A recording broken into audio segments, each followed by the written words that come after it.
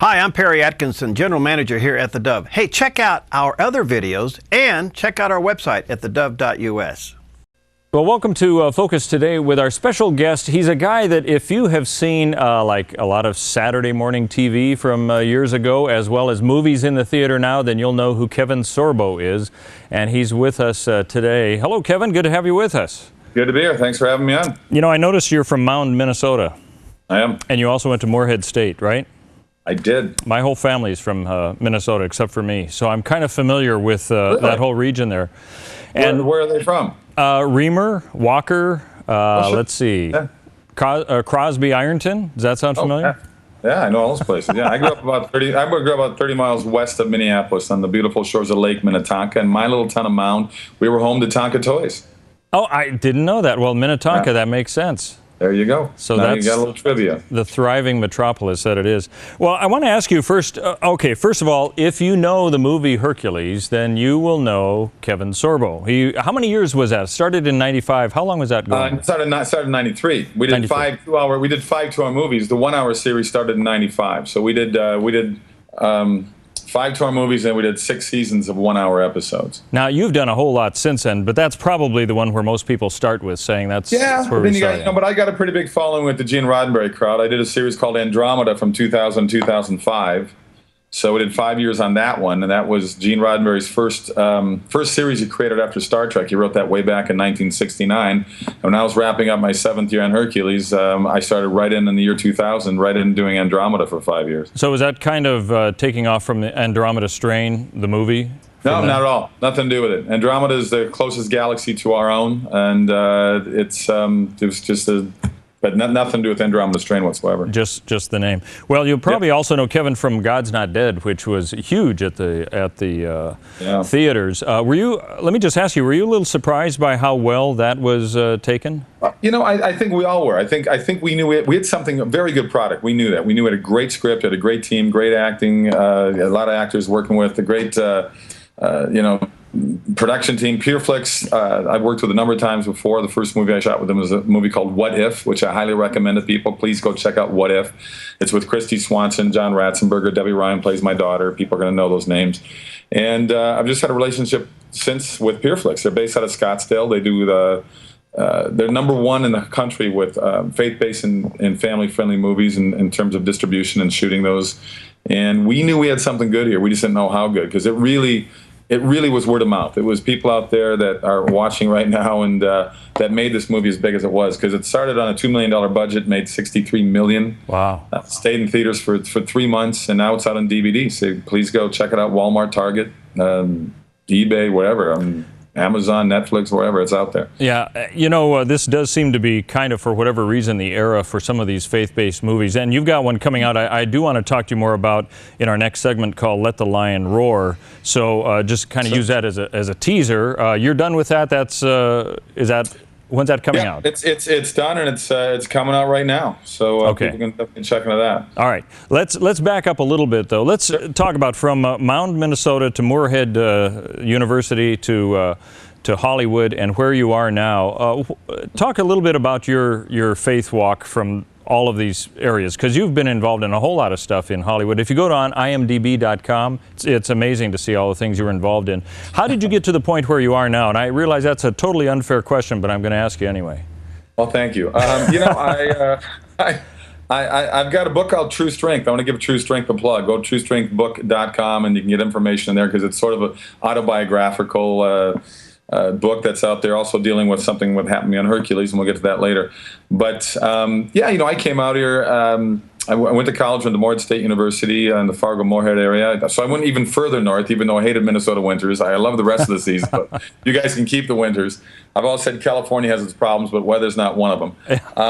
But I didn't move out here right away. I went to Dallas, Texas for a while. I was in a theater group down there, and I started doing some commercial work, print work. I went to Europe to spend 3 months with my girlfriend, and I'm staying there for 3.5 years.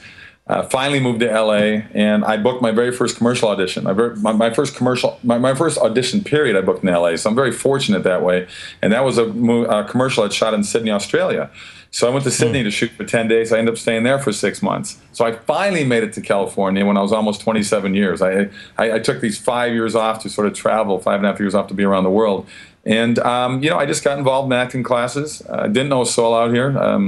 I started doing a lot of commercial work. I was very fortunate, didn't have to bartend or wait tables, stuff like that. I always just was making just enough to get by. And then I got the break on Hercules, going on auditions. I was getting some guest spots, in Cheers, A Murder, She Wrote, and The Commish, things like that. And then I got my break with Hercules, there's no question. And that was 7 years in New Zealand. It was supposed to be 1 year of 5 2-hour movies, which was a blessing in itself. I got to work with Anthony Quinn for a year. He played Zeus, and I got all these great old stories from him in the golden age of Hollywood.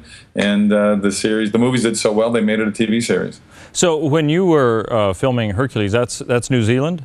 I was New Zealand full time. I was there for 7 years, yeah. So you were actually in Hobbitland filming there before Peter Jackson. You got one up on him. In fact, Peter Jackson, when we were on our last year shooting, Peter Jackson took the majority of my crew, and they went on to do Lord of the Rings, and a lot of them won Academy Awards, why all of our creatures were created by the guys that end up winning all those Academy Awards for all the creatures, the Weta Group, Richard Taylor and his company, yeah. See, I think you could have played a good Boromir. So why didn't Peter do that? Jump in there. I was a little disappointed they didn't ask me to do something. I mean, I was down there for 7 years. We kind of helped put New Zealand on the map before Peter Jackson came along, but I got snubbed. I mean, what are you going to do? I'm not a Kiwi. I'm an American. So you could fake the accent, though. I think that would work. I can do the accent. You're doing these faith-based movies. What got you to that point? We're kind of hyper-spacing here now between Hercules and where you are now. What got you here?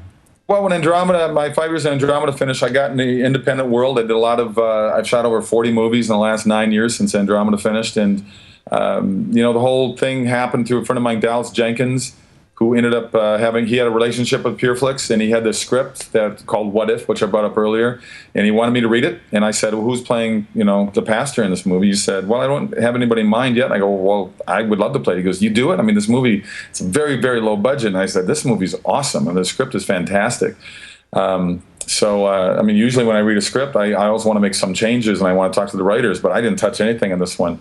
And that started the whole relationship with these guys. And that's when God's Not Dead came in 4 years later. And we shot that down in Baton Rouge, Louisiana. And like I said earlier, it's just thank you to all those people out there that made the movie what it turned into. All right. Well, okay, as a person who reads a lot of scripts, what was it that really grabbed you with this one and also caused you not to change anything?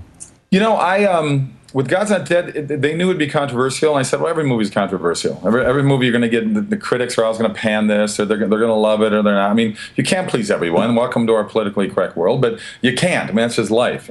And, I give scripts 20 pages, and if it's not holding my interest of 20 pages, I just pass on it. Well, this one I read throughout, and I love the character, because I'm not an atheist. I'm a Christian, but I have atheist friends. We've had debates. We've had discussions. We've parted as friends. But here's a character, and I know family friends, and I mean family members and friends that have gone to college and been persecuted by their college professors just for having a faith. They find out that they're Christian, or they believe in God, or whatever they may be. They can be Jewish who believe in God, and they just get attacked for their faith. And I found that kind of interesting. I find it amazing that I've seen these atheists on Fox and CNN, and they have foundations, and they have groups, and they have clubs, and they're so angry. They're so filled with hate.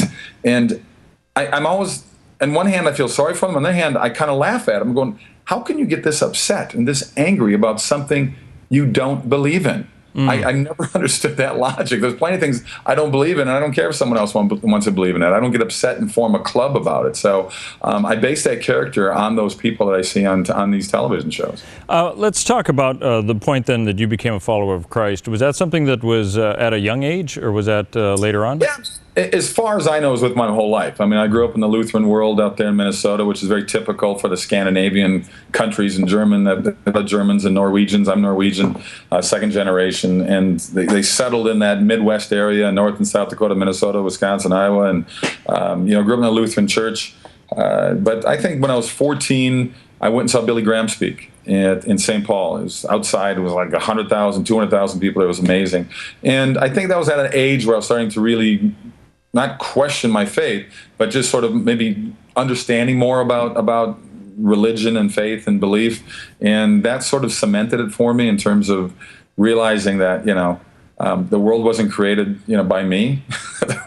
There's a much higher power involved in all the stars, and you look at a flower, you look at the stars, and you look at the moon, you're going, well, wait a minute, okay, this didn't just happen. Something actually made it happen, and that's something we've given a name to as God.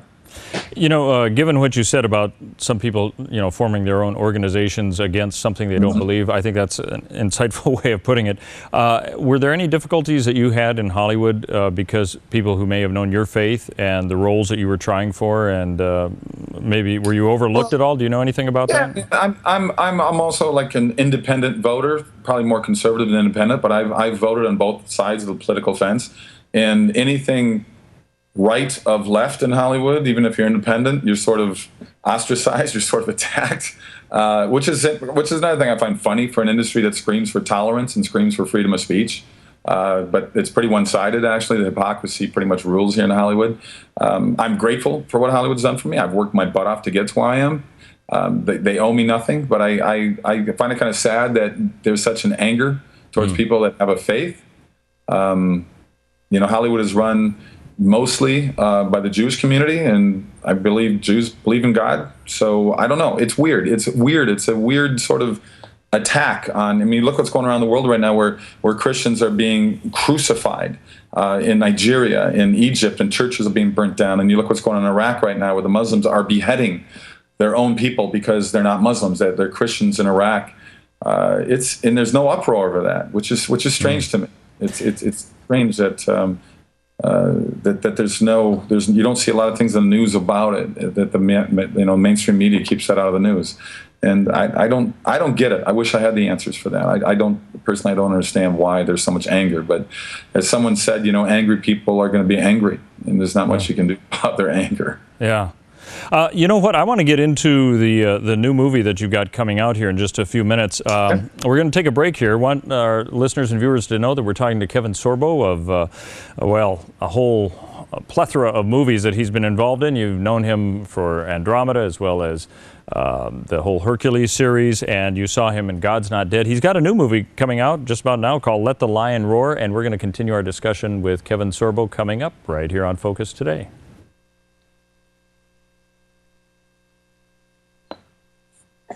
Well, welcome back to Focus Today. Our guest is Kevin Sorbo. We're continuing our discussion with him, and the movies that he has just completed that you may have seen, probably, it seems like just completed since it was at the theater not too long ago, but you actually completed God's Not Dead probably, a year ago? Is that right? About a year and a half. Year and a half? About a year and a half ago, yeah. Do you have to remind yourself of the plot when you go to the opening? What was this all about anyway? Well, sometimes, that movie certainly stuck with me. So, there are movies that I have done, and then they want to talk about it much later, where I've got to, wait a minute, what was that about?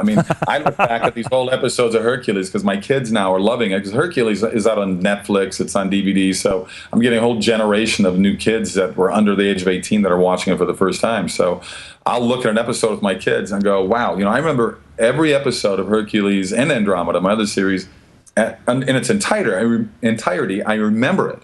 But you get the scenes, I'm going, wow, that's me talking, but I have no recall of me doing that scene. So that's a little scary in itself. But so you do have to kind of remind yourself. Well, when you see your kids watching, what is their reaction? Are they saying that's Dad, or? Oh no, they love it. Because we homeschool, so I travel a lot. I'm on the movie sets, a month here, 6 weeks there, wherever it may be. So they get to travel a lot. So they've all grown up on a movie set, so they understand the making of these things. But when they see me, they think it's pretty cool. I got 2 boys and a girl, and they're my oldest just turned 13. My other boy is 10, and my girl's 8, and they think it's pretty cool that that I played Hercules on TV. So, do you have any possibility that they're going to follow you in your footsteps? Oh, unfortunately, my 2 boys are already taking acting classes. Really? So it's like, well, and I kind of knew that would happen when they sort of see, what's like to be in a set, and they like it, and they're. They have a lot less fear than I do at that age. When I was, 10 years old, I certainly wouldn't have gotten into an acting class. I sort of knew I wanted to be an actor by the time since I was 11, but I think I was fearful of even attempting to make that effort. So. You know, we were talking a little bit about the Hollywood aspect, the culture, and all the rest. And we've talked to representatives from the Hollywood Prayer Network and so on, and they have their focused, you know, saying pray for us in this particular area. From the outside, it almost looks as if this is a wall that's somewhat impenetrable when you are cast as a Christian. I think of Jim Caviezel and The Passion. I mean, it took him a long time to kind of get out of whatever he had been labeled with. I know he's got a new movie out as well. Is it any more open now? Pardon me? Is it any more open now than it has been in the past, do you think, or is it still a barrier? I think it's still a little bit of a barrier. I think it's slowly that barrier is breaking down. I've known Jim Caviezel a long time, with the same manager for about 8 years. You know, he stayed busy. I mean, The Passion, you look at the success of that. I mean, Hollywood gave Mel Gibson a pretty hard time while he was making that, but that, you know, it's a $30 million movie and made like $500-600 million worldwide. So you can't deny the success there. I mean, it's called show business, so you hope they look at the business side of it. But you look at God's Not Dead, you look at Son of God, you look at Heaven's for Real, and how well those movies did on lower budgets. And I think Hollywood's got to pay attention a little bit and realize that there's a whole audience out there that wants these type of programs. They want movies that reflect their own belief, their own faith. And pardon me, that's someone calling for my wife probably.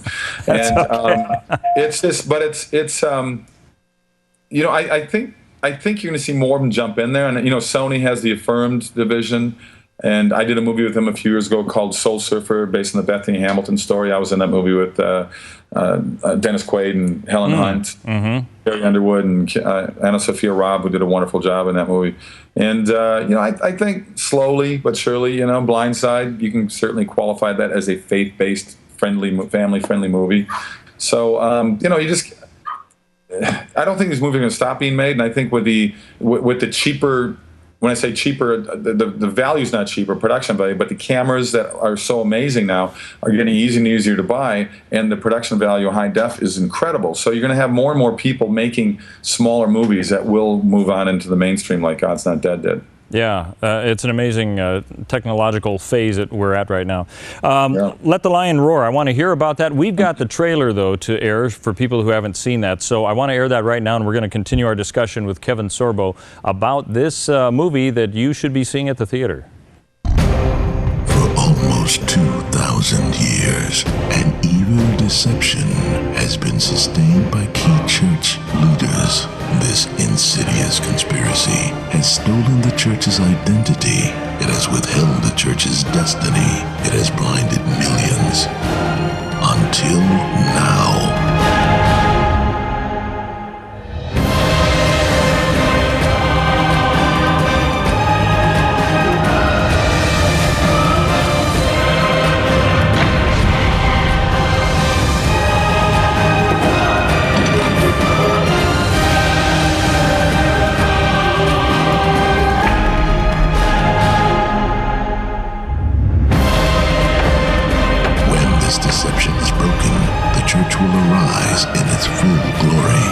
This deception is annihilated, the church will be one.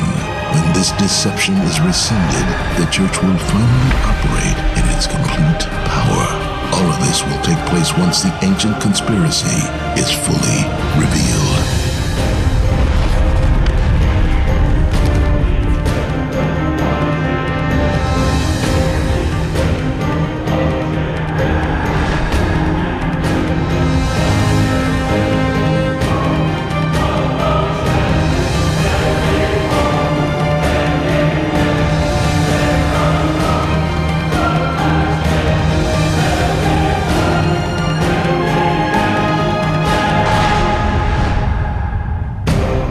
Discover the truth. Escape the great deception. Escape the great deception. Escape the great deception. Lion Roar. It looks like it's combining kind of going back into the medieval history into like bringing it up into the current category of where we are now. How would you describe this film for people who need to know perhaps what they're going to go see?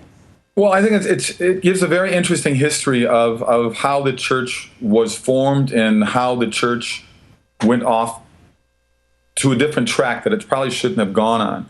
And it shows, I play John Calvin in the movie, who was a disciple of Luther. And there's a number of people in this movie. John Schneider's in the movie. Eric Roberts is in the movie. And it goes back, not only back to that century, but it goes back 1,000 years even before that. So it covers pretty much like the last 15 to 1,700 years of the variations of what the church went through. And it's what the attempt is to try to get all the churches really to get back on the right track and understanding where God wanted us to go, where God wanted us to be. And I thought there was one scene there that looked like it was Martin Luther at the Wittenberg door putting up his thesis. I mean, does it go kind of to touchstone points throughout Christianity? Is that kind of the idea? Oh, no question. I mean, it covers quite a bit of history. I think a lot of people out there, whether they're Christians or not, whether they're believers or not, whether they believe in God or not, will find this sort of interesting in terms of history. I've always said the problem that why history repeats itself is people don't read history anymore. So here's a chance to learn more about the evolution of the church from just after Christ to where we are today. And I think people will find it pretty fascinating. So it refers to the great deception of the church. Give us an insight, as much as we should know anyway, because it's always nice to have some things that we don't know when we see a film. Well, no, but I think when it refers to the great deception, is just basically talking about how we how we've gotten off that path, how we got off the path that was intended for us to be on. And I think it deals with really what's going on in churches today, because so what's going on in churches today with pastors and priests, they're sort of conforming to the politically correct world when we should be really speaking the truth. There's so much truth that people don't want to hear anymore. People would rather be lied to. They'd rather live in that John Lennon imagined world that doesn't exist, you know? And I think what this does is hit you over the head with where we need to be, where we have to be. I'm not a guy that goes around and beating people up. I mean, people ask me about faith. I say, I believe in God. But I don't try to bang people over the head and say, you better believe the way I believe or you're going to hell. I'm a live and let live kind of guy. I'm more than happy to have debate, more than happy to have discussions with people. As I said earlier, I have friends who are atheists, and we've had wonderful discussions, and we've parted as friends. And, you know, they give me their 2 cents, I give them my 2 cents. And this movie is really another example of giving 2 cents of what we need to come back to, which is common sense. Well, it sounds like this is a kind of film that's going to create some discussions, even among Christians perhaps, who didn't realize they had difference of view. And in what way? Do you think is this a faith-changing film, do you think?